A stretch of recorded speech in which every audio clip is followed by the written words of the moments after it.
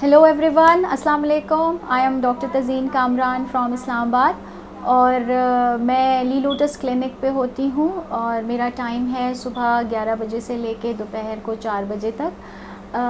आज हम skin light वालों के स्पॉन्सर से उन्हीं का एक प्रोडक्ट है एविटॉक्स, जो कि एक अच्छा बोटॉक्स है, एक रीज़नेबल प्राइस में है और अभी तक उसकी कोई ग्रेव कॉम्प्लिकेशंस नहीं हैं। आई मीन पेशेंट्स हैप्पी हैं। तो हम उसके ऊपर एक छोटी सी डिमॉन्स्ट्रेशन देंगे और अपर फेस बोटॉक्स आज का टॉपिक है, तो थोड़ा सा वो डिस्कस करेंगे। आपको कुछ छोटी छोटी चीज़ें बताऊंगी जो मैं क्लिनिक में स्पेसिफ़िकली करती हूँ। मेरे हिसाब से, क्योंकि अभी तो माशाल्लाह हमारे बहुत सारे सीनियर्स और सारे जो डॉक्टर्स फेटर्निटी के लोग हैं वो बोटॉक्स करते हैं, तो वो तो बहुत एडवांस टेक्निक्स भी यूज़ कर रहे हैं। मैं आपको बहुत बेसिक सी जो टेक्निक्स हैं, ताकि जो मेरे नए फेलोज़ हैं एस्थेटिक फील्ड में, उनके हिसाब से बोटॉक्स बताऊंगी और ताकि आसानी के साथ आपको पता चल सके कि हम बेसिक सा जो बोटॉक्स अपर फेस करते हैं उनमें क्या क्या चीज़ें की जाती हैं, क्या क्या टारगेट पॉइंट्स होने चाहिए और क्या क्या प्रिवेंटिव मेजर्स लेने चाहिए कि जिससे कि साइड इफ़ेक्ट्स ना हो। तो सबसे पहले कि बोटॉक्स को डिस्पेंस कैसे करते हैं। अच्छा, पहले देखिए, ये एविटॉक्स है, 100 यूनिट में ये लोग मार्केट कर रहे हैं। मैंने अभी एक कोल्ड चेन में मेंटेन होके आया था। सबसे इम्पॉर्टेंट बात है, आपने देखना है कि जब आपके पास बोटॉक्स पहुंचा तो क्या वो कोल्ड चेन मेंटेन हुआ था, अदरवाइज़ इसकी इफ़ेक्टिविटी बहुत कम हो जाती है। दूसरी इम्पॉर्टेंट बात, अगर आप इसको डाइल्यूट करते हैं, इसके ऊपर एक प्लास्टिक कवर था, वो मैंने अभी उतार, आपने इसको एहतियात से ऊपर से उतार देना है। उसके बाद इसको डाइल्यूट करना है। मैं नॉर्मली 2 सीसी के अंदर डाइल्यूट करती हूँ। ये 2 सीसी नॉर्मल सैलाइन मैंने इसमें ऑलरेडी फिल किया हुआ है और इसको मैं इसके अंदर डाल के इसको डाइल्यूट करूँगी। अच्छा, ये एक ऐसे वाइल पड़ा हुआ है, वो मैं दिखा देती हूँ। आपने जब इसके अंदर बोटॉक्स के लिए नॉर्मल सैलाइन डालना है तो बराए मेहरबानी उसको ऐसे ऐसे करके डाइल्यूट नहीं करना, ठीक है? ये तरीका नहीं है। बोटॉक्स को डाइल्यूट करने का तरीका ये कि आप उसके अंदर रिक्वायर्ड ml डाल दीजिए और उसके बाद उसको इस तरीके से सॉफ्टली मूव कीजिए, फिर इस तरह करके सॉफ्टली मूव कीजिए, ठीक है? इसको ज़ोर ज़ोर से शेक करने की ज़रूरत नहीं होती है। इसके अंदर बहुत ही फाइन किस्म के पार्टिकल्स होते हैं जो ईज़िली डिज़ोल्वेबल हैं, विद इन अ मिनट और 2 ये डिज़ोल्व हो जाता है।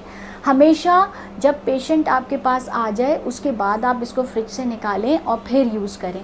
अगर आपका बोटॉक्स बच गया है, आई मीन आपने सपोज़ 100 यूनिट डिज़ोल्व किया, उसमें से कुछ अमाउंट कुछ क्वांटिटी में पेशेंट को लगा, लेकिन रिमेनिंग बच गया, तो उसे फेंकने की ज़रूरत नहीं है। उसको आपने फ्रिज में रख देना है और वो 2 to 4 वीक्स के अंदर आसानी से, अगर आपका फ्रिज का टेम्परेचर सही है तो वो इफ़ेक्टिव रहता है और आप उसे रीयूज़ कर सकते हैं दूसरे पेशेंट के ऊपर। लेकिन स्टरलाइजेशन का ख्याल रखना बहुत ज़्यादा ज़रूरी है। आप जब अगर खुला हुआ बोटॉक्स यूज़ कर रहे हैं ना, एक पेशेंट का यूज़ हुआ है, दूसरे पे आपने मतलब बचा हुआ यूज़ करना है, तो प्लीज़ अपने बोटॉक्स के जो बचा हुआ है उसको डब्बे के ऊपर डेट और टाइम डाल के फ्रिज में रखिए कि ये इस दिन डिस्पेंस किया था, तो आपको याद रहेगा।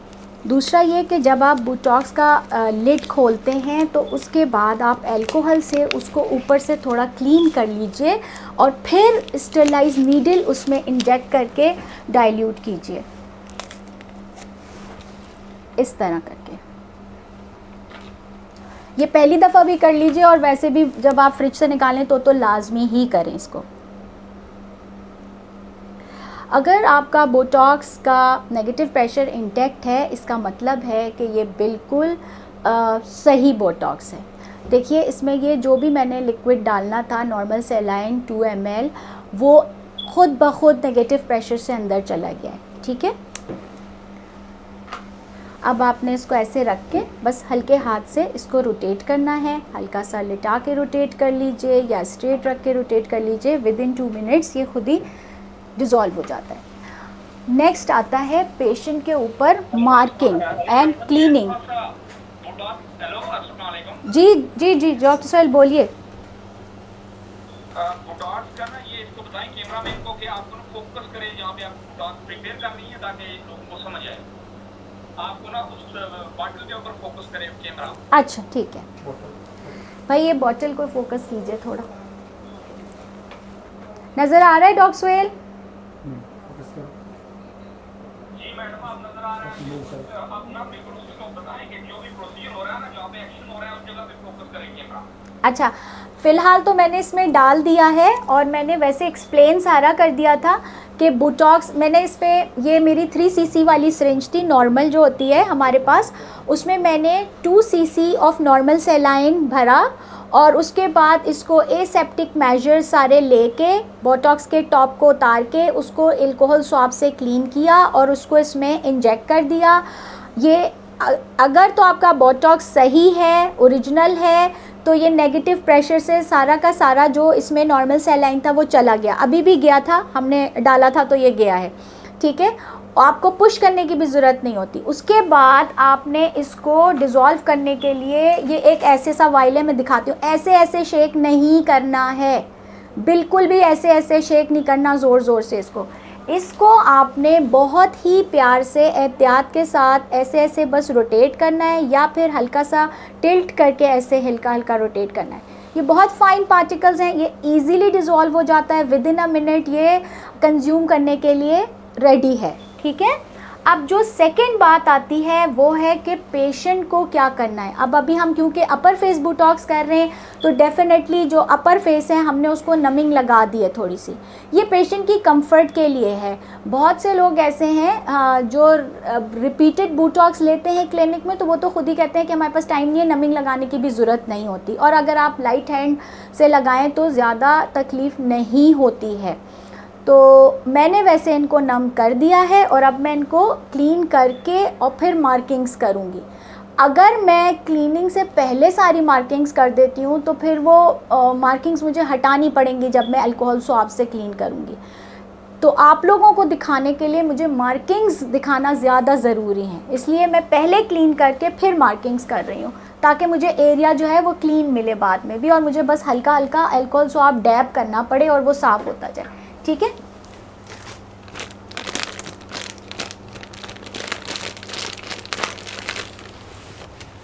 बेहतर होगा कि प्रॉपर क्लीन गॉज़ के साथ हम पहले इनकी सारी जो नमिंग हमने लगाई हुई है वो साफ़ कर लें, क्योंकि वो फिर बहुत फेस जो है ग्रीसी हो रहा होगा तो उस पर पेंसिल भी नहीं चलेगी, जो मार्किंग पेंसिल है वो।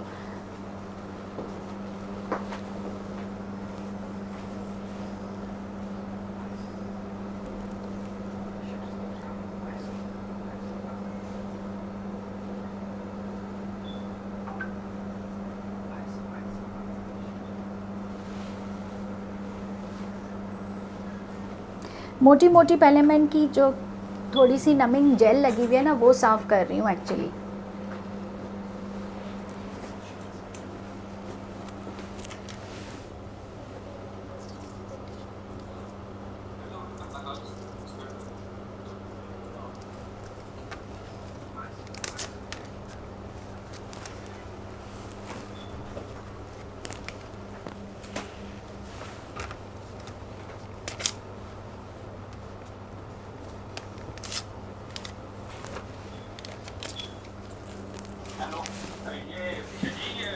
वीडियो गायब हो गई है, किसी का माइक ऑन है, इस वजह से वीडियो गायब है, और उसको ऑफ करें माइक उसका। माइक सारा म्यूट कर दिया। मेरी आवाज़ आ रही है? अब ठीक है जी, बिल्कुल आवाज़ भी आ रही है, तस्वीर भी आ रही है, बिल्कुल बहुत ही अच्छा है। आप क्या कर? अच्छा, अब ये मैंने ना जो जेल लगाई थी ना नमिंग जेल, उसको मैंने नॉर्मल सेलाइन के साथ गॉज़ के साथ क्लीन कर लिया। अगर आपके पास कोई और जैसे स्टरलाइजेशन वाले कोई लिक्विड्स हैं क्लिनिक पे तो आप उससे भी कर सकते हैं। और इसके बाद मैं इसको अल्कोहल से एक बार क्लीन करूँगी ताकि बिल्कुल साफ़ हो जाए।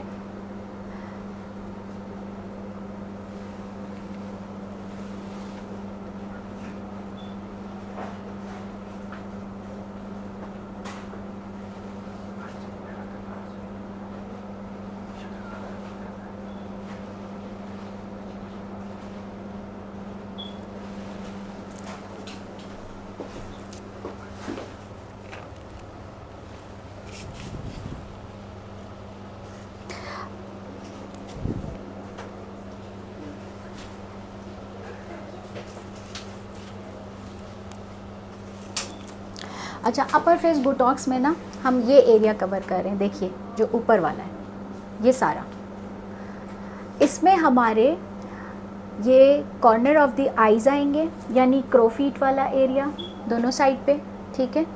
हम इसमें अगर तो पेशेंट की बनी लाइंस बन रही हैं तो वो भी कवर करेंगे, जो कि साइड ऑफ द नोज़ पे बनती हैं। हम इसमें फोरहेड कवर करेंगे, इसमें देखें, चलिए इसमें देखें, ठीक है। हम इसमें फोरहेड कवर करेंगे। अब मैं इनसे मुख्तलिफ एक्सप्रेशंस, आप हमेशा याद रखिए कि आपने दोनों किस्म की लाइंस को ट्रीट करना है। एक लाइंस हैं जो डायनेमिक हैं और एक हैं जो स्टैटिक रिंकल्स कहलाती हैं। डायनेमिक रिंकल्स वो हैं कि जब पेशेंट बात करता है, कोई एक्सप्रेशन देता है तो उस वक्त लाइंस बनती हैं, अदरवाइज़ लाइंस नहीं बनती।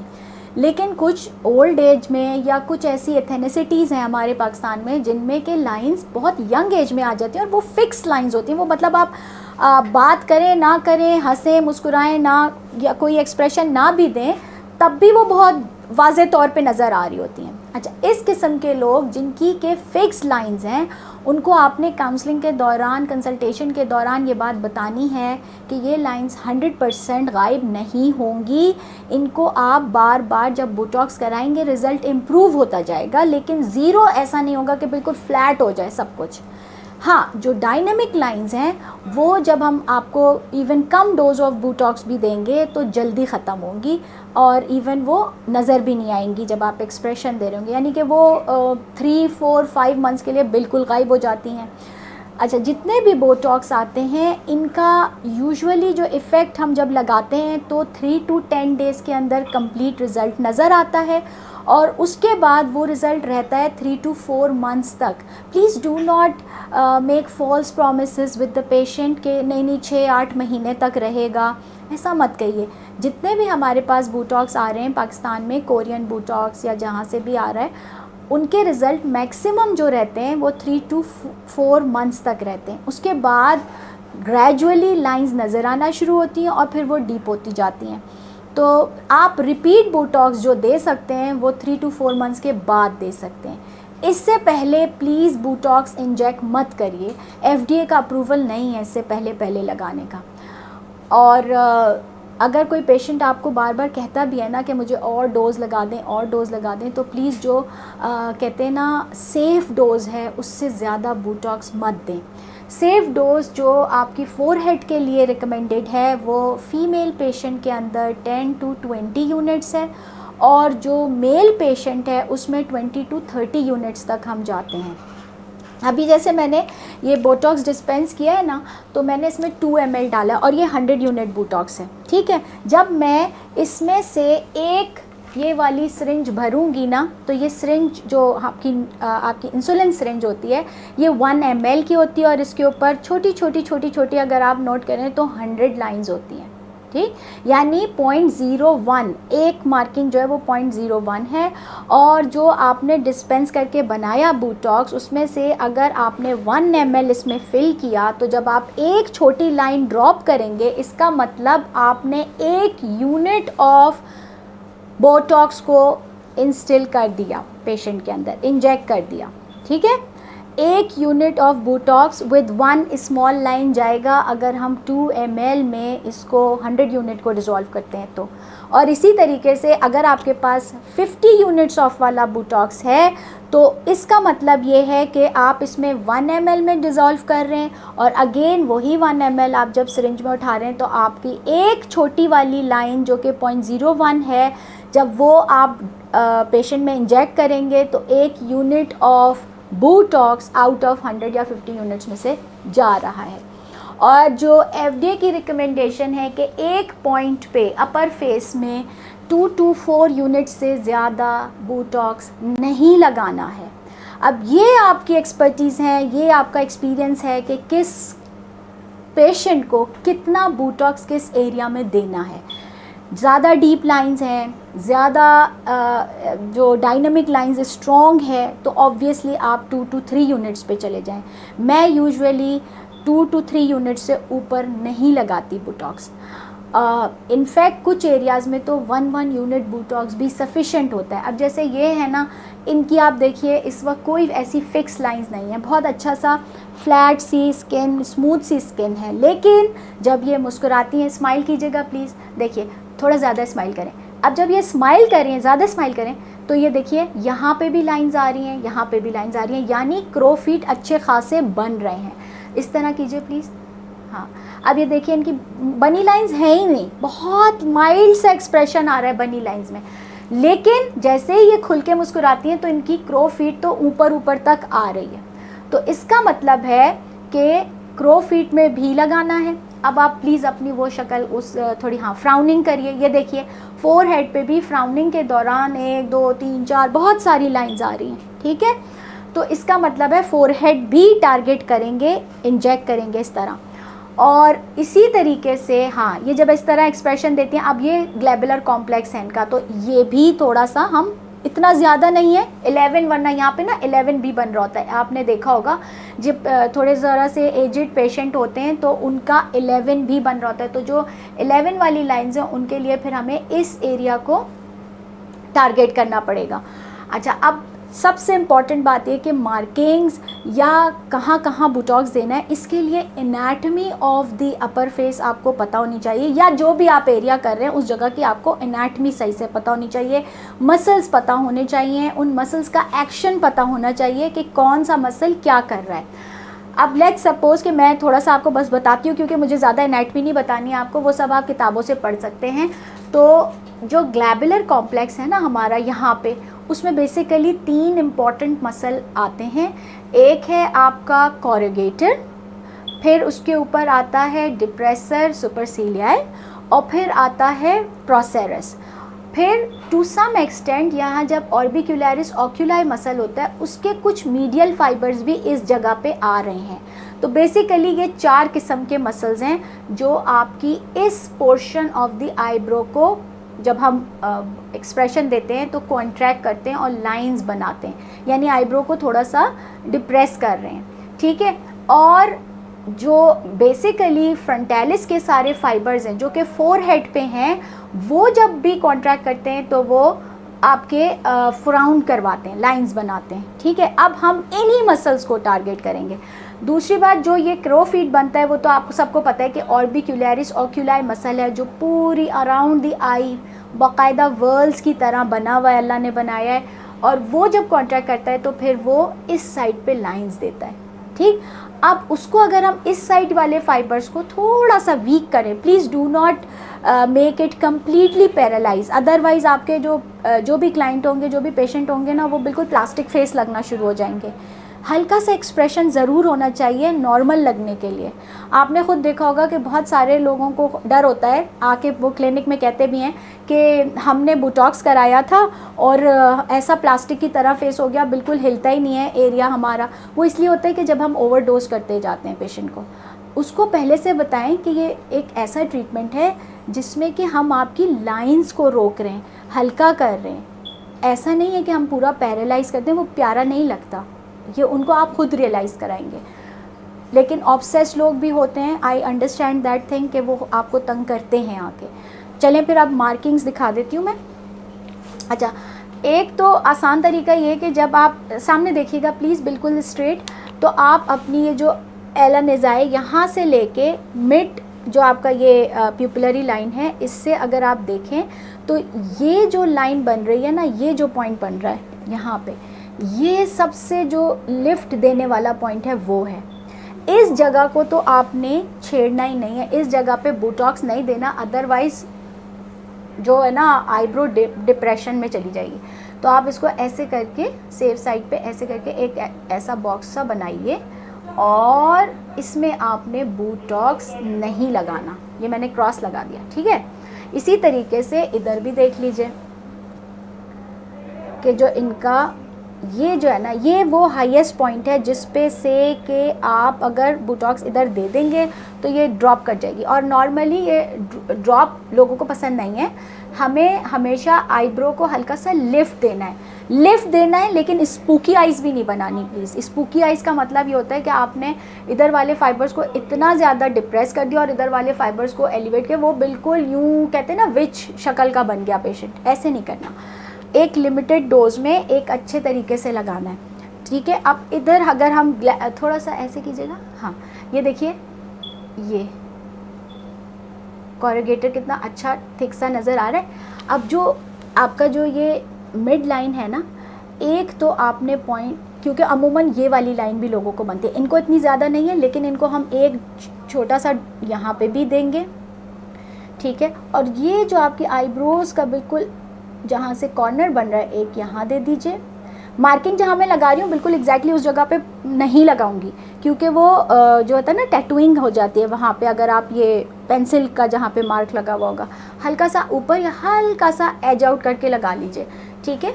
और इसका सबसे आसान मार्किंग्स है ना, वो ये है कि आप ऐसे करके ना एक लाइन लगा लें। अच्छा, हमेशा याद रखिए, ऊपर उठाइएगा ऐसे करके, नहीं ऐसे फ्राउन कीजिए।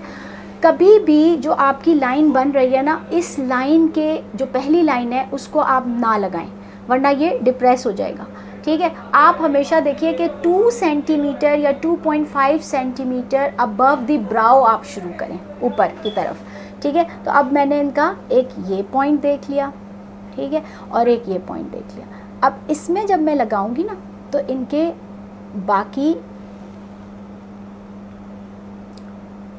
बहुत अच्छा सा बन जाएगा। अभी देखिएगा, एक हम इसको इधर दे सकते हैं, एक इधर दे सकते हैं, क्योंकि इनकी फोरहेड वाली लाइन ज़्यादा हैं। इसको थोड़ा सा आउट करके लगा लें तो अच्छा होगा। अच्छा, अब अगर किसी का है कि मुझे आईब्रो लिफ्ट चाहिए, तो फिर उसके लिए हमें कॉर्नर ऑफ द आई को कवर करना है। अब यहाँ पे आजकल हम 2 सुपरफिशियल इंजेक्शंस देते हैं, एक ये दे देते हैं, एक ये दे देते हैं, ठीक है। 3 भी लगाते हैं, it depends upon the wideness of the face. अगर बहुत बड़ा वाइड फेस है तो आप 3 शॉट दे दें, बहुत छोटे छोटे बिल्कुल 0.01 ड्रॉप करेंगे आप इस जगह पे। फिर इनके क्रोफिट करें, ज़रा सा बनाइए इधर। हाँ, अब देखिए ये जो लाइंस बन रही हैं ना, आपने ये बोन को फील करना है, ठीक है। और इसके बाद लाइन जहाँ बनी हुई है वहाँ पे लगाइए, फिर एक और इसके साथ लगाइए। लेकिन रिम को हमेशा याद रखिए कि आपने रिम से दूर तकरीबन 1 सेंटीमीटर के डिस्टेंस पे देना होता है। अमूमन यहाँ पे हम 3 या 4 शॉट देते हैं। अच्छा, अगर किसी को, बहुत सारी ख़वातीन कहती है मेरे यहाँ बहुत लाइंस बने, ये एक्सपर्ट तरीका होता है, तब लगाया जाता है बहुत ही सुपरफिशियल, बहुत ही लो डोज में, या फिर बेबी बोटॉक्स की फॉर्म में इस जगह को हिट किया जाता है। अदरवाइज़ जो आपकी मिड पिपिलरी लाइन है, इससे इस तरफ बोटॉक्स नहीं देना चाहिए। आप याद रखें कि अगर आप लोगों ने इस जगह पे ज़्यादा बोटॉक्स दे दिया तो जो आई बैग होता है वो और ज़्यादा प्रोमिनेंट हो जाएगा, तो इससे बहुत एहतियात कीजिए। और अगर आपको ये लग रहा है कि इनकी लाइन यहाँ पे ज़्यादा है, तो एक शॉट आप इस जगह दे दें, बस इतना बहुत है इनके लिए। यानी कि अब ये कॉर्नर ऑफ द आई से लेके हमने यहाँ पे 5, क्योंकि इनकी, आप जब नॉर्मल एक्सप्रेशन दीजिए, रुक जाएं, बिल्कुल नॉर्मल बैठें, तो इनकी देखें ये वाली जगह थोड़ी सी नीची है आईब्रो, यानी कि ये जगह ऑलरेडी थोड़ी नीचे। हम इसको बेहतर उस वक्त करेंगे जब हम हल्का सा इसको लिफ्ट दे दें यहाँ से, हल्का सा, ठीक है। इसलिए मैंने ये वाले 2 पॉइंट्स लिए। अदरवाइज़ आप 1 पॉइंट भी लगाएंगे तो ये अच्छा लिफ्ट कर लेगा किसी भी और पेशेंट में, ठीक है। इसी तरीके से क्योंकि फोरहेड की लाइन ज़्यादा है, तो मैं मुनासिब समझूंगी कि मैं एक शॉट इसका इस जगह पे अगर मैं दे दूंगी तो भी ये वाली जगह ज़्यादा रेस करेगी। ये वाले बॉक्स से आउट होके यहाँ हेयर लाइन में दे दें तो ज़्यादा अच्छा हो जाएगा, यहाँ हेयर लाइन में। उससे क्या होगा कि ये बैलेंस हो जाएगी। I mean, जो हम यहाँ 2 शॉट दे रहे हैं, अगर ये बहुत ऊपर रेज ना हो, हल्का सा यहाँ पे भी एक यूनिट लगाएंगे तो बहुत अच्छा इफेक्ट आ जाएगा इनके। अब आप इनकी सेम यही मार्किंग्स दूसरे साइड पे करेंगे हम। ये जो आईब्रो का एंड होता है ना, जस्ट इसके साथ आप दें एक छोटा सा शॉट, थोड़ा सा ये वाली बनाइए।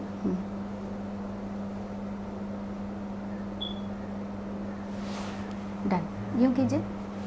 यहाँ पे इतनी बन नहीं रही तो मैं इधर मुनासिब नहीं समझ रही कि लगाऊं।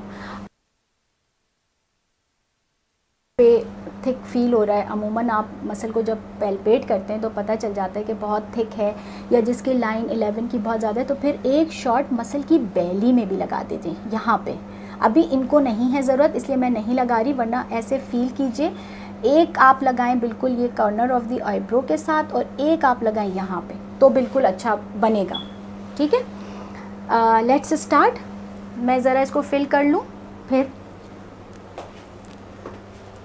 अच्छा, बहुत सारी इंस्टाग्राम की ऐसी वीडियोस होती हैं जो मुझे दिख भी रही होती हैं अब आजकल, उस पर ना बहुत पूरे फेस पे बहुत ढेरों ढेर बोटॉक्स, क्योंकि अब बोटॉक्स जो है ना वो ज़्यादा फेस स्कल्पचरिंग के लिए भी यूज़ किया जाता है। उसमें आप मुख्तलिफ़ किस्म के फेस के जो कहते हैं ना सटल सा लिफ्ट दे सकते हैं, थोड़ा सा फेस को यंगर लुक दे सकते हैं। तो वो स्पेशलाइज सारी हमारी टेक्निक्स हैं कि हमने कहाँ कहाँ लगाना है। जैसे कि slimming of the jaw line के लिए यूज़ किया जाता है, एंगल ऑफ द माउथ के लिए बोटॉक्स यूज़ किया जाता है, लिप फ्लिप के लिए बोटॉक्स यूज़ किया जाता है, एला नेज़ाई जिनके नॉस्ट्रल्स थोड़े ज़्यादा खुलते हैं बात करने में, तो हम यहाँ पे शॉट देते हैं, उससे भी फ़ायदा होता है। पेशेंट की नोज़ जो है वो स्लिमर लगती है। टिप रेस करने के लिए भी बोटॉक्स दिया जाता है, और उसके लिए आप बिल्कुल ये यहाँ रूट में हल्का सा लगाते हैं।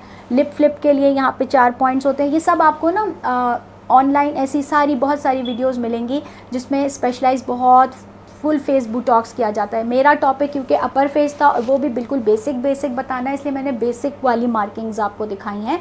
मैं क्लिनिक में according to the requirement of the patient botox की मार्किंग्स बढ़ाती कम करती हूँ, और ज़्यादा या कम डोज दी जाती है। और यही कि सेफ़ रहिए, सेफली लगाइए और कम लगाइए, क्योंकि कम को आप बढ़ा सकते हैं। पेशेंट को सेकंड सिटिंग्स पे बुला के थोड़ा बहुत बोटॉक्स एडजस्ट किया जा सकता है, लेकिन अगर आपने ज़्यादा लगा दिया तो साइड इफ़ेक्ट्स आएंगे, और फिर मसला ये होगा कि उनको हैंडल करना बहुत ज़्यादा मुश्किल है।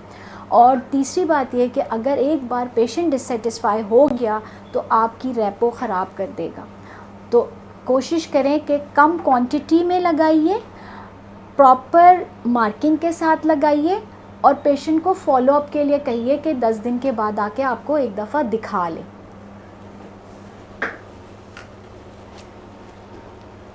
डोजेज मैंने आपको पहले से बता दिया है, और अब मैं ये फिल कर रही हूँ, फिल करते हुए दिखाती हूँ।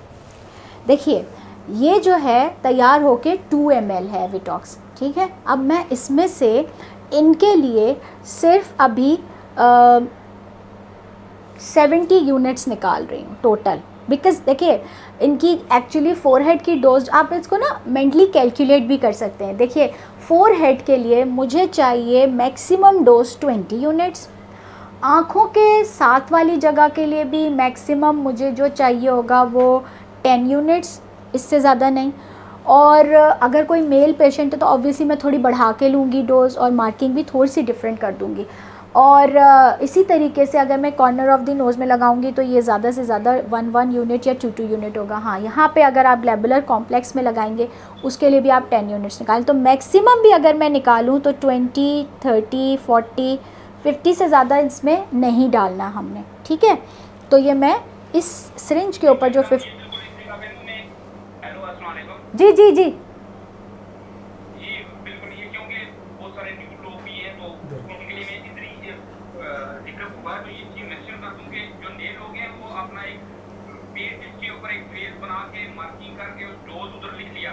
जी बिल्कुल।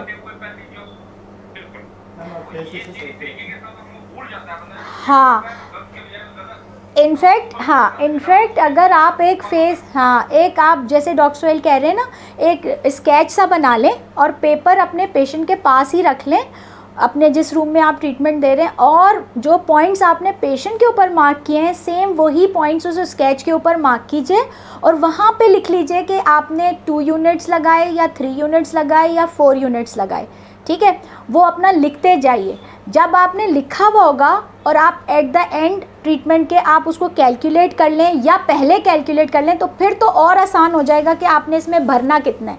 वरना आपका बोटॉक्स, देखिए जो चीज़ आप इसमें से एक बार निकाल लेंगे ना, उसको दोबारा इसके अंदर इंजेक्ट नहीं करिएगा, ठीक।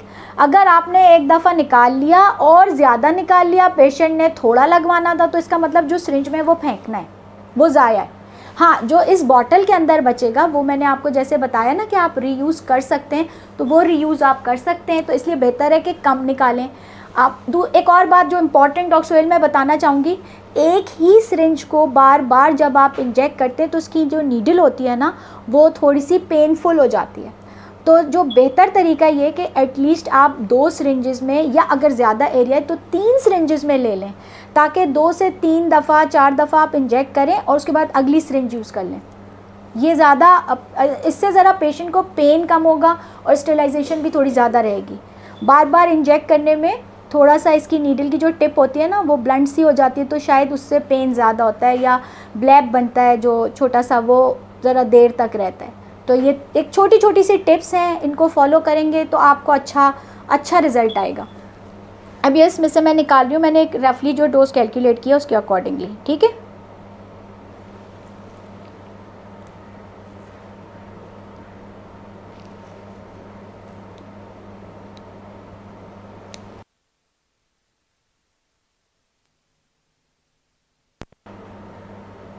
ये अभी जब तक डॉक्टर ताज़ीन फिल करनी है ना, तो जैसे ये बता रहे थे ना कि आप क्या इंजेक्ट करें, फिर लिखी रहे हैं स्केच के ऊपर। तो मैं ये कहना चाह रहा था कि आप स्केच बना के ना जितना जहाँ पे लगाना है जितना वो पहले लिखिए, क्योंकि आप बंदे को असेस करें जब, तो उस वक्त डिसाइड कर लें कि मैंने ये प्रोसीजर्स में 4 यूनिट लगानी है, इसकी मैंने क्लोज फीट पे 2 यूनिट लगानी है, ये जितनी भी लगानी है पेशेंट को असेसमेंट करते हुए, वो आप उस स्केच के ऊपर लिखा हुआ और उसको फॉलो करते हुए इंजेक्ट करते जाएं। और आपकी तरह बुटाक्स डोज भी सही कैलकुलेट होगी, वो खत्म भी नहीं होगा, और मतलब बाजू का ज्यादा हो जाता है, कम हो जाता है, इक्वली बैलेंस रखेंगे दोनों साइड पे, ये चीज। तो आप पहले अगर लिख के रखेंगे और साथ अपने असिस्टेंट के पास स्केच पड़ा होगा, आप यूं ही प्रोसीजर पे चेक करना शुरू हो जाए, स्केच देखिए, आप स्केच के ऊपर लिखा हुआ होगा कि 4 यूनिट लगानी है, तो 4 यूनिट इंजेक्ट कर दें। आपने ग्रोथ फीड के 3 पॉइंट में अगर 2 लगानी है तो उधर से देखें 2 करते रहें। तो ये एक है मतलब एक टिप है, एक तरह का जो एडमिनिस्ट्रेटिव टिप है बुटाक्स की। अच्छा, अब मैं आपका अच्छा, आइडियली जो हम फिलर्स या बोटॉक्स करते हैं ना उसमें पेशेंट को बिठाना ज़्यादा बेहतर होता है, और हल्का सा आपका काउच रिक्लाइन हुआ हुआ तो वो ज़्यादा बेहतर तरीका है। एक बिल्कुल ही अगर आप प्रोन पोजीशन में कर देंगे तो फिर अच्छा आपको नज़र नहीं आएगा, तो इसलिए मैं थोड़ा सा इसको रेस कर रही हूँ और फिर इनको कहूँगी आप कंफर्टेबली इधर आ जाएं।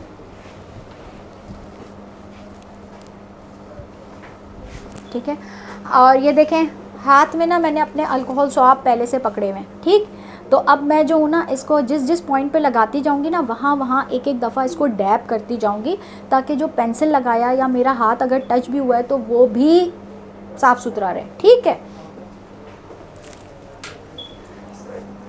अपने इसमें से आपने सिरिंज में से एयर निकाल लेनी है, टिप तक जो है वो आपका वो होना चाहिए, हल्का सा ब्लैब आपको नज़र आए। ये क्लोज़अप आपको दिखा दिया, ये देखिए, ठीक है। चल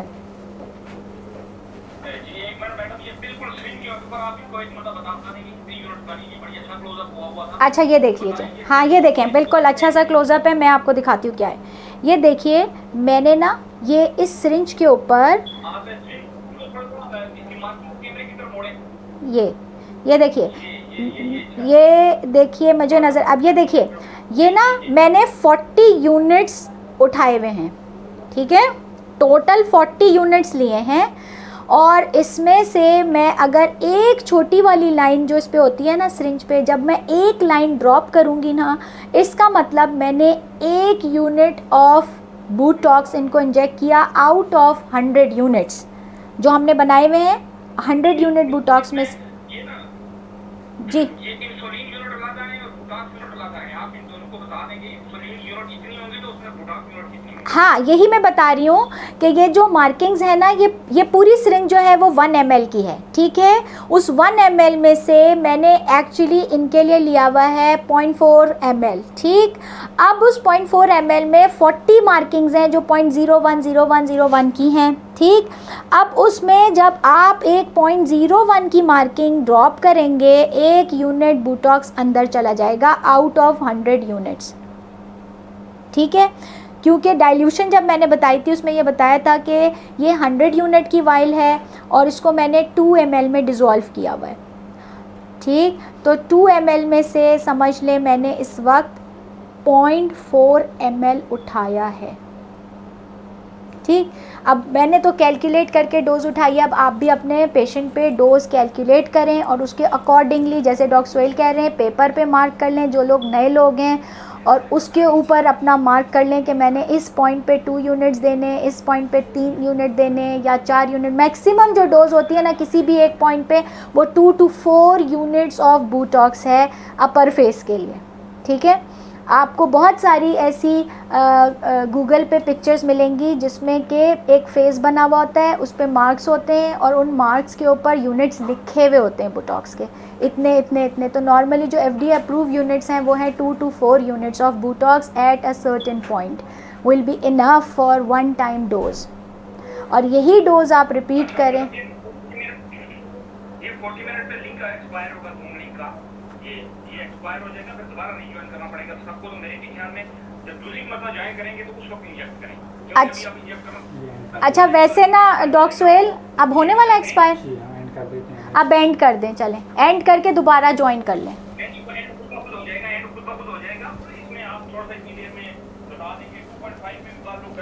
अच्छा हाँ, अच्छा कुछ लोग होते हैं जो बोटॉक्स को 2.5 में डाइल्यूट करते हैं, तो ये गलत नहीं है। इसमें बस ये होगा कि आपको जब आप इंजेक्ट करेंगे ना थोड़ा सा ज़्यादा अमाउंट में इंजेक्ट करना पड़ेगा। अगर तो आप हैवी हैंड है आपका और आप दबाते हैं तो गिरता ही ज़्यादा है, तो बेहतर होगा कि फिर आप 2.5 में कर लें। इसमें प्रिसीजन लेना ज़रूरी है, हाथ का प्रिसाइज होना बहुत ज़रूरी है, एक सर्टेन अमाउंट जो है, सर्टेन क्वांटिटी जो है वो जानी चाहिए। इसके अलावा जब हम बेबी बोटॉक्स बनाते हैं तो यही वाइल हम 4 ml में डाइल्यूट करते हैं, डबल द डाइल्यूशन कर देते हैं। ठीक है, प्लीज़ ये याद रखें, बेबी बोटॉक्स की जो डाइल्यूशन है वो बहुत ठीक है।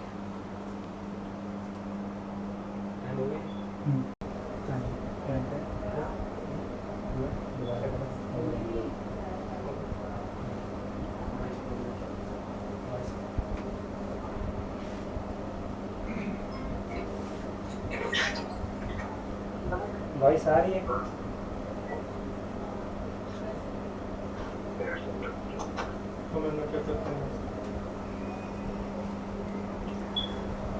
अच्छा, मेरी आवाज़ आ रही है आप लोगों को सबको?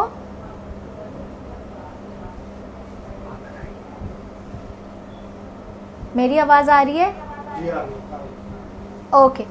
अच्छा, मैंने ना जितनी देर में ये रिकनेक्ट हो रहा था, मैंने एक एक दफ़ा ये अल्कोहल स्वाब के साथ इनको डैब कर लिया है सारे पॉइंट्स को क्लीन करने के लिए। ठीक है, और अब मैं इंजेक्ट कर रही हूँ। वीडियो आ नहीं रही मैडम, वीडियो क्योंकि लोगों के माइक ऑन है तो वीडियो डिस्ट्रप्शन है। ठीक, शजी को बताएं कि बाकी का माइक ऑफ करें, फिर आप शुरू करें। 1 मिनट तक तो वेट कर रहे हैं, सारे लोग ज्वाइन कर रहे हैं। ओके, माइक ऑफ करें सबके कह रहे हैं। डॉक्टर सोहेल, अगर कोई क्वेश्चन है तो प्लीज़ पूछते रहिएगा। जी बस अभी 1 मिनट में आप ना जो ये सारे लोग ज्वाइन कर रहे हैं तो फिर आप स्टार्ट करें इंजेक्ट करना, और क्वेश्चन के एंड में लोग खुद ही माइक ऑन म्यूट करके खुद पूछेंगे। ठीक है, अभी वीडियो आ रही है? आपकी वीडियो आ रही है, मेरे ख्याल में अब आप स्टार्ट कर सकते हैं, काफ़ी लोग ज्वाइन कर चुके हैं वापस। ठीक है। अच्छा, मैंने ये देख लीजिए, आपने हर पॉइंट को एक दफ़ा एहतियाती तौर पे क्लीन कर लेना है, ऐसे बस ऐसे डैब करके, क्योंकि पहले मैंने क्लीनिंग बहुत अच्छी की हुई है, लेकिन अल्कोहल स्वाब से एक एक दफ़ा और भी कर लें तो आप सेफ़ रहेंगे, आपको आसानी रहेगी। और ये भी मैंने आपको दिखा दिया सारा, जो क्या कहते हैं, किस तरह आपने इसको उठाना है, किस तरह इसको एयर निकाल देनी है। अब मैं इसमें जो है कुछ पॉइंट्स पे 1 यूनिट डालूंगी और कुछ पॉइंट पे 2 यूनिट ऑफ बोटॉक्स इंस्टिल करूंगी। ठीक है, क्योंकि इनकी बहुत डीप फिक्स लाइंस नहीं है, इसलिए लो डोज बोटॉक्स भी इनको सही रहेगा।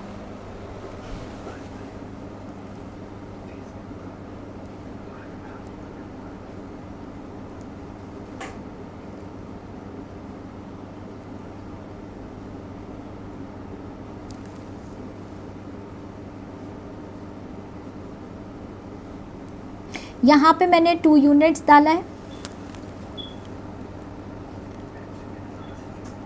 अगेन मैंने 2 यूनिट डाले हैं, हल्का सा डैब कर लें। अच्छा, कुछ लोग जो है वो वाइब्रेटर भी यूज़ करते हैं, तो आप वाइब्रेटर भी साथ साथ यूज़ कर सकते हैं अगर पेन को आपने वो करना है तो। मैंने क्योंकि नमिंग लगा दी थी तो इनको पेन इतना है नहीं। जी मैडम, आप ना कैमरामैन को कहेंगे फोकस करें, सही हो थोड़ा सा स्लो लगाएं ताकि पॉइंट पे फोकस हो। ठीक है। अगर कहीं से छोटा मोटा ब्लीडिंग पॉइंट निकलता भी है तो उसको हल्का सा बस अल्कोहल स्वाब रख के और छोड़ दें 1 मिनट के लिए। फ्यू सेकंड्स में भी ये रुक जाता है, कुछ नहीं होता। ठीक है, ये देखिए छोटा छोटा ना मच्छर के जैसे कांटे का बनता है ना ब्लैब सा, उस तरह का बनेगा।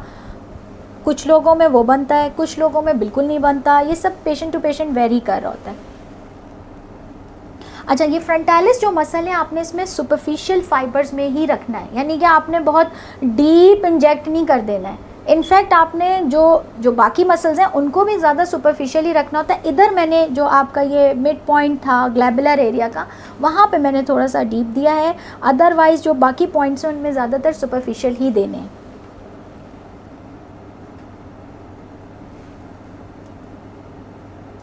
इस पे मैंने 1 यूनिट दिया है, इस पे भी मैंने 1 यूनिट दिया है। अब यहाँ पे क्योंकि हम इस पूरे एरिया को नहीं कर रहे तो फिर मैं यहाँ पे जो लगा रही हूँ वो मैं 2 यूनिट्स दे रही हूँ। सिमिलरली इसका जो काउंटर पार्ट है वहाँ पे भी 2 यूनिट्स दे रही हूँ। यहाँ पे भी मैंने 2 यूनिट्स दिए हैं।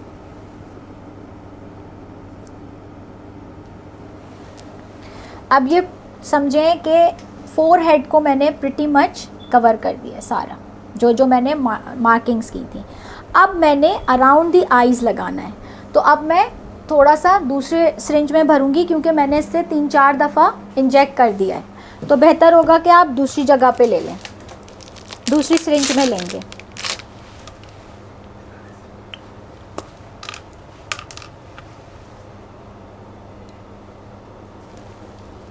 अब वही बात है जो डॉक्टर सोहेल कह रहे थे कि अगर तो आप ज़रा न्यू हैं तो बेहतर होगा उधर ही रख लें। बेशक आप ना अपने पास पहले नोट कर लें कि आपने अराउंड द आइज़ कितना देना है और फिर उतना ही बोटॉक्स आप अपनी सिरिंज में भरें।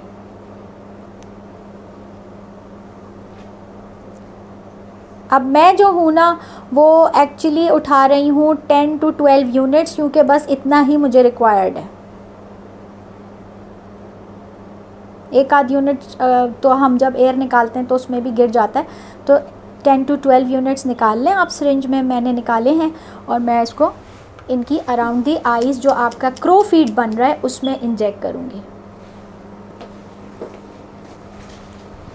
अब जो मैंने ये देखें छोटे छोटे से ऐसे बिल्कुल मच्छर के कांटे की तरह का बना है, बिल्कुल ये नॉर्मल है, ये 2-3 घंटे में सेटल हो जाएगा। इसको बहुत ज़्यादा पेशेंट को भी बता दें कि रब नहीं करना और आपने भी इसको रब नहीं करना। मैं ये सिर्फ वाइट या जो रेड निशान बना है इंजेक्ट करने का वो बस क्लीन कर रही हूँ, और कुछ मैंने क्लीन नहीं करना। ना ही बहुत ज़्यादा रब करना है, ना ही बहुत ज़्यादा जो है वो डैब करना है। हल्का सा बस साफ़ कर दीजिए, काफ़ी होता है। अब मैं ये अराउंड द आइज़ लगा रही हूँ। यहाँ जब हम कॉर्नर ऑफ द आई को लिफ्ट करने के लिए करते हैं तो ये तो बहुत ही सुपरफिशियल हमने डालना है, और 1 यूनिट से ज़्यादा ड्रॉप नहीं करना, यानी 0.1 जो छोटी लाइन है इसके ऊपर वो डालनी है, इससे ज़्यादा नहीं डालें प्लीज़। फिर जो है ना बहुत ज़्यादा लिफ्ट होता है तो वो बुरा लगता है।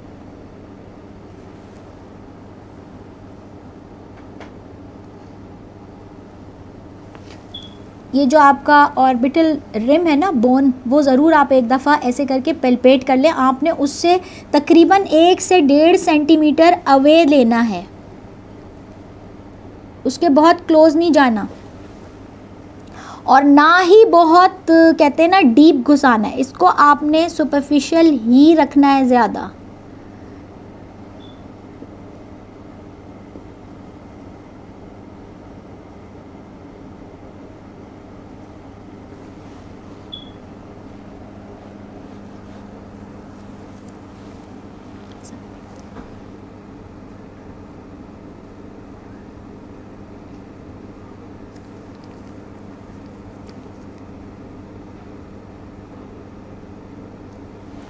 ये देखें इतना सुपरफिशियल लगाया है कि कोई ख़ास बहुत ज़्यादा डोज नहीं है, तो बहुत ज़्यादा बड़ा ब्लैब भी नहीं बना है।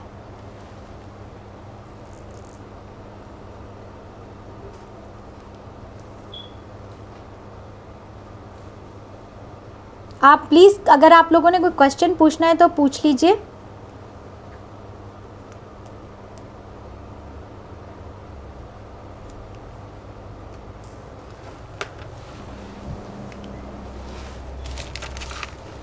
मैं ज़रा अल्कोहल स्वैब खोल रही हूँ। ये देखें कोई ब्रूजिंग नहीं है, कोई ऐसा निशान नहीं है। अगर आप एहतियात से करेंगे तो आपका भी ऐसा कुछ नहीं होगा मसला। बनाइए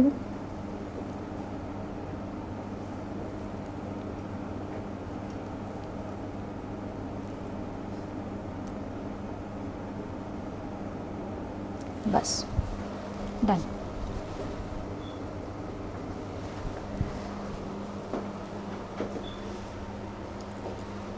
बनी लाइंस मैं आपको दिखा देती हूँ, इनको बहुत ज़्यादा ज़रूरत नहीं है, लेकिन मैं एक एक यूनिट लगा के दिखा देती हूँ एहतियातन, क्योंकि अपर फेस में ये शामिल है, इसलिए मैं दिखाती हूँ आपको। अब बता दें कि क्वेश्चन करें, माइक ऑन करें लोगों के।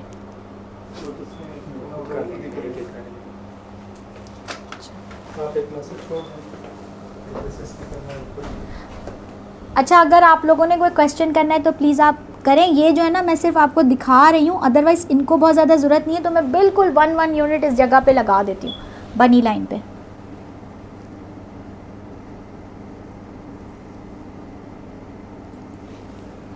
ये भी सुपरफिशियल है, क्योंकि देखिए बोन है और बहुत ही पतला सा मसल है, ऊपर ही रखा हुआ है, तो आप जब बिल्कुल सुपरफिशियल लगाएंगे तो ये टारगेट कर लेगा इसको। ये देखें छोटे छोटे से 2 ब्लैब्स बने हैं इधर साइड पे, ये जगह है इसका।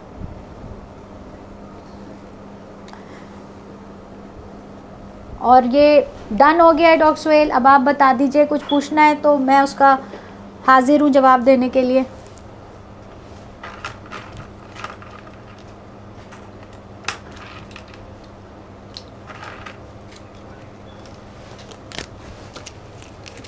मैम प्लीज मार्किंग फिर से बता दें, वो मिस हो गई। असल में बेटे मैं मार्किंग्स ना अब दोबारा उनको लगा नहीं सकती, क्योंकि मैंने उन पॉइंट्स पे इंजेक्ट कर दिया और उनको मैं प्रेस नहीं करूँगी, ठीक है, ना ही रब करूँगी। तो मैं थोड़ा बहुत आपको रफली दूर दूर से बता रही हूँ, आप प्लीज़ अंडरस्टैंड करें। वैसे भी इसकी रिकॉर्डिंग आपको मिल जाएगी यूट्यूब पे, तो आप अगर मिस भी हो गया तो आप देख सकते हैं, डोंट वरी। ग्लैबुलर कॉम्प्लेक्स है, इसमें लगाया है। यहाँ पे जो है वो आईब्रो के, जहाँ पे आईब्रो स्टार्ट हो रही है उसका टॉप पॉइंट जो है वहाँ पे लगाया है 2, ठीक है। फिर उसके बाद ये एक पॉइंट है, जो लाइन बनाइएगा प्लीज़, उठाइएगा। ये देखिए इनके लाइंस बन रही है ना, इस जो भी आपकी लाइंस बनती हैं आईब्रो से आपने 2 से 2.5 सेंटीमीटर ऊपर रखना है, नीचे नहीं जाना। नीचे जाएंगे तो डिप्रेस कर देगा मसल को, इसको आईब्रो गिर जाएगी, ठीक है। और आपको पता ही है कि जो अपर फेस या फोरहेड का बोटॉक्स होता है वो, उसमें एहतियात इसीलिए ज़रूरी है कि उसमें जो है वो आईब्रो ड्रॉप हो सकती है या आईलिड ड्रॉप हो सकती है, टोसिस हो सकता है, अराउंड द आइज़ करने में, बहुत क्लोज जाने में डिप्लोपिया हो सकता है, एसिमेट्री ऑफ द आईब्रोज हो सकती है, लेग ऑप्थेल्मोस हो सकता है, एक्ट्रोपियन हो सकता है। अगर आपने बहुत नीचे यहाँ लगा दिया ना इसके करीब, तो ये ऐसे भी हो सकती है आँख, तो आपने बहुत एहतियात करनी है। लेग एक्ट्रोपियन मुश्किल होता है, ट्रीट नहीं कर सकते, और कोई भी, बल्कि कोई भी साइड इफ़ेक्ट होगा वो बहुत गले पड़ जाता है, ठीक है। तो जो मैंने छोटे छोटे टिप्स दिए, अगर आप उनको फॉलो करेंगे तो इंशाल्लाह आपको प्रॉब्लम्स नहीं होंगे। अच्छा, जिन लोगों के आई बैग्स होते हैं उनको बिल्कुल कोशिश मत कीजिए कि आई बैग्स जो है ना वो बोटॉक्स के साथ इस डाइल्यूशन में ट्रीट हो सकता है। उससे आपका जो आई बैग है वो पैल्पेब्रल आई बैग में कन्वर्ट हो जाएगा, ज़्यादा प्रोमिनेंट हो जाएगा।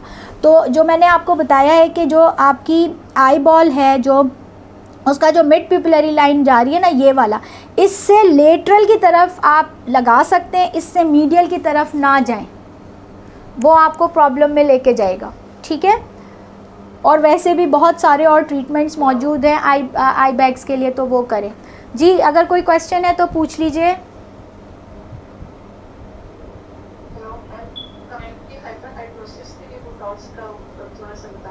किस चीज़ के लिए? अच्छा इधर कर दीजिए आप इसको मेरी तरफ। मैं बैठ जाती हूँ तो आप आराम से करें। आप फारिग हैं, आप जा सकते हैं। आपको सारी मैंने अच्छा पोस्ट केयर मैं इनको बहुत अच्छी सी बता चुकी हूँ कि 3 डेज़ तक इन्होंने जो है वो सजदा नहीं करना है, अपसाइड डाउन फेस डाउन करके नहीं सोना है, अपने फेस को मसाज नहीं करना है, इन पॉइंट्स को जिधर जिधर डाला है ये अगर इसी तरह स्टे करेंगे तो इनके रिज़ल्ट्स बहुत अच्छे आएंगे।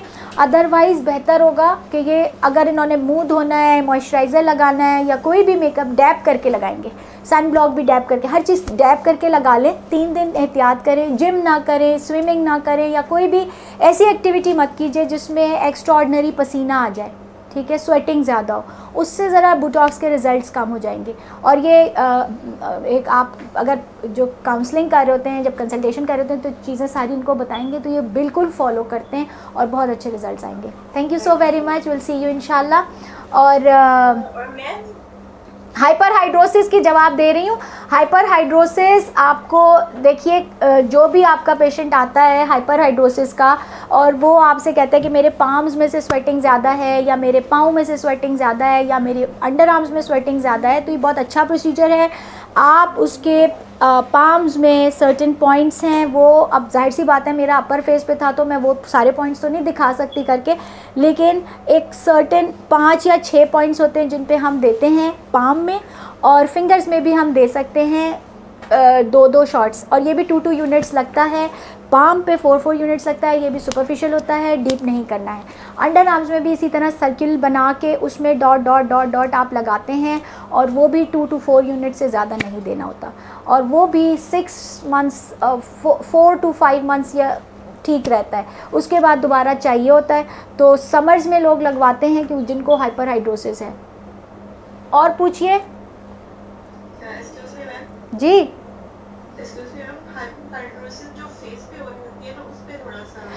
देखिए हाइपर हाइड्रोसिस फेस के लिए बेबी बोटॉक्स रिकमेंडेड है। नॉर्मल बोटॉक्स जो आप लगा रहे हैं ये रिंकल्स के लिए है, डायनेमिक और स्टैटिक के लिए, ठीक है, जो अभी मैंने लगाया है। हाइपर हाइड्रोसिस के लिए हमेशा बेबी बोटॉक्स किया जाता है फुल फेस पे, और वो मैं बता चुकी हूँ कि उसकी डाइल्यूशन भी डिफरेंट होती है, उसका तरीका भी डिफरेंट है लगाने का। उसके लिए हम किसी और सेशन में दिखा सकेंगे आपको, और कोई और पेशेंट हो हमारे पास तब, लेकिन बोटॉक्स यही वाला यूज़ होता है। जो आईब्रोज के नीचे आपने बोटॉक्स का लगाया तो ये बिल्कुल ऑपोजिट ऊपर भी लगाना होता है? नहीं, ये ज़रूरी नहीं है, ये डिपेंड करता है कि आपके पेशेंट का ग्लैबुलर कॉम्प्लेक्स या जो लाइंस बन रही हैं वहाँ पे कितनी फिक्स लाइंस हैं। 11 पूरा बन रहा है तो फिर आप 2 शॉट लगाएं। अगर अभी जैसे उसके नहीं था, वो जब स्माइल देती थी या कोई एक्सप्रेशन देती थी तब नज़र आता था, तो इसलिए उनको एक ही पॉइंट पे मैंने दिया है, वो सफिशेंट है उनके लिए। फिर दूसरी बात ये होती है एज देखिए पेशेंट की। बोटॉक्स इज़ ऑलवेज रिकमेंडेड या कह लें कि सेफ़ है in from your early 30s onwards, ठीक है। इससे कम एज में अगर आपसे कोई बोटॉक्स लगवा रहा है तो फिर आप ध्यान रखें उसको, एक तो रियली नीड है तो लगाएं, पहली बात उसे मना ही करें। अगर बहुत कोई नीड है या कोई उसकी स्पेसिफिक कंडीशन है तो फिर लगा सकते हैं। बहुत सारी मेडिकल कंडीशंस होती हैं जिनमें बोटॉक्स लगाया जाता है तो फिर लगा सकते हैं, ठीक है। तो कोशिश करें कि उतनी डोज लगाएं जितनी रिक्वायर्ड है। अभी बताया है बेटे कि बेबी बोटॉक्स पे हम एक पूरा सेशन रखेंगे, वो बोटॉक्स आपको मुझे करके दिखाना पड़ेगा। मोटा मोटा ये है कि यही वाला जो बोटॉक्स होता है ना 100 यूनिट्स वाला, इसको 2 ml के बजाय 4 ml में डाइल्यूट करेंगे। नॉर्मल सेलाइन 4 ml डालेंगे तो ये समझ लें डबल डी डाइल्यूशन हो जाएगा, और फिर इसे पूरे फेस के ऊपर खसूसी तौर पे जिधर हाइपर हाइड्रोसिस ज़्यादा है उस जगह पे बहुत ही बारीक बारीक लगाएंगे, छोटा छोटा करके, क्लोज क्लोज।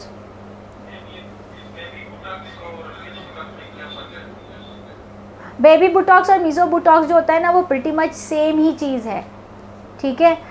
कोई ज़्यादा उसमें फ़र्क है ही नहीं सर। ये दोनों चीज़ें तकरीबन एक ही चीज़ है, मीज़ो बोटॉक्स और बेबी बोटॉक्स। अच्छा, मीज़ो बोटॉक्स की एक और बात मैं आपको बता दूं कि बाज़ार में बने बनाए मीज़ो बोटॉक्स के वाइल्स आते हैं, जैसे हमारी मीज़ोथेरेपी के वाइल्स हैं ना मुख्तलिफ़ के, ये लिफ्टिंग वाला है, ये वाइटनिंग वाला है, ये एंटी एक्नी है, इसी तरह का मीज़ो बोटॉक्स बना हुआ आता है। मतलब उसमें बोटॉक्स, मुझे नहीं पता कि उसमें रियली बोटॉक्स है या नहीं है, लेकिन उसमें ये लिखा हुआ होता है कि ये मीज़ोथेरेपी के लिए। तो उसको तो डिस्पेंस ही नहीं करना पड़ता, उसको तो आपने उठाया और जैसे आप मीज़ोथेरेपी फेस पे कर रहे होते हैं तो वो आप लगा दें, डायरेक्ट भी आते हैं मुख्तलिफ़ कंपनीज़ के। उसको डर्मा पेन के साथ भी कर सकते हैं, बल्कि सेफली मैं तो मीज़ो बोटॉक्स की जो ज़्यादा चीज़ें आती हैं वो डर्मा पेन के साथ यूज़ करती हूँ, सिर्फ उन एरियाज़ में जहाँ पे वो रिकमेंडेड है इंजेक्ट करना, वहाँ इंजेक्ट कीजिए। मीज़ोथेरेपी का मतलब है स्मॉल ब्लैब्स बनाना, छोटे छोटे पूरे फेस पे या जो आपका टारगेटेड एरिया है वहाँ पे, ठीक है। लेकिन जो आपका डर्मा पेन है वो माइक्रो नीडलिंग है बेसिकली, ठीक है। तो उसमें आप कोई भी चीज़ जो सुपरफिशियल बस आपने लगानी है वो लगा सकते हैं, स्प्रेड आउट कर रहे हैं आप उसमें, आप उसको बहुत डीप स्किन में पहुंचा ही नहीं रहे हैं। और लाजमी तौर पे देखा करें, कुछ जो मीज़ोथेरेपी वाली चीज़ें होती हैं ना उनके ऊपर कभी कभी लिखा होता है नॉट टू इंजेक्ट, और हम लोग बगैर देखे ना इंजेक्ट करते हैं और फिर उसका गड़बड़ हो जाती है। कंपनी वाले जो भी कहें आपने ज़रूर देखना है कि ये कोई ऐसी चीज़ है जिसे हम इंजेक्ट कर सकते हैं या ये सिर्फ उसके लिए है, माइक्रो नीडलिंग के लिए, क्योंकि उस पर ना पॉइंट, उसके जो लिटरेचर होता है उस पर लिखा हुआ होता है कि माइक्रो नीडलिंग या पॉइंट टू पॉइंट इंजेक्शन, ठीक है।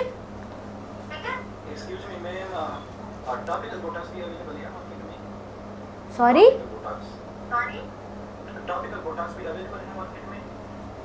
तो हाँ मैं उन्हीं की बात कर रही थी अभी। ये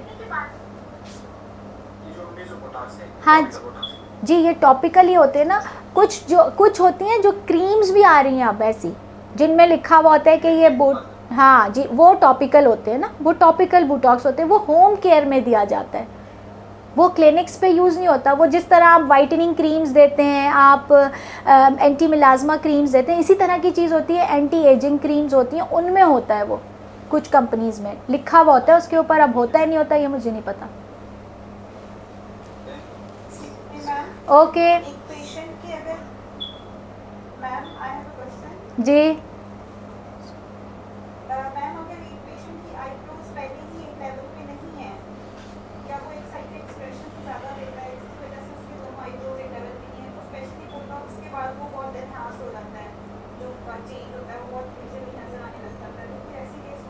ऐसे केस में आप जो है जो मसल हाइपर एक्टिव है उसमें ज़रा डोज ज़्यादा लगाएंगे, और जो मसल एक्टिव कम है उसमें ऑब्वियसली कम डोज लगाएंगे। और ये डिपेंड करता है कि आप पेशेंट को जब असेस करेंगे तब डिसाइड करें कि आपने कितना किस जगह पे लगाना है।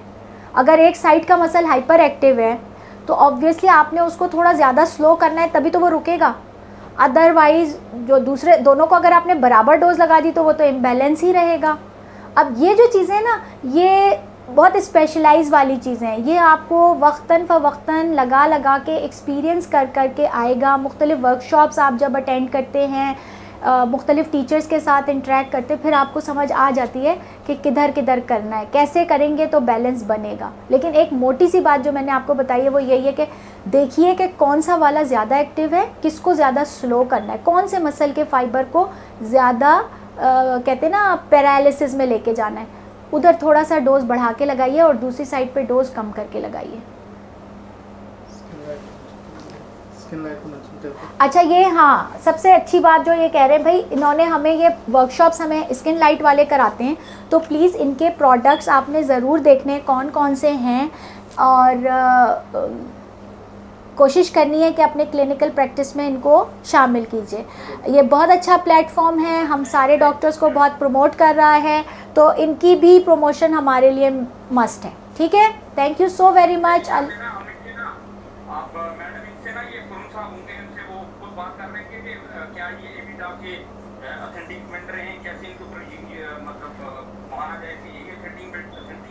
अथेंटिक, हाँ। और साथ में ये प्रोडक्ट को ऑथेंटिसिटी कैसे चेक की जाएगी? अच्छा, वो मैं इनसे पता करती हूँ।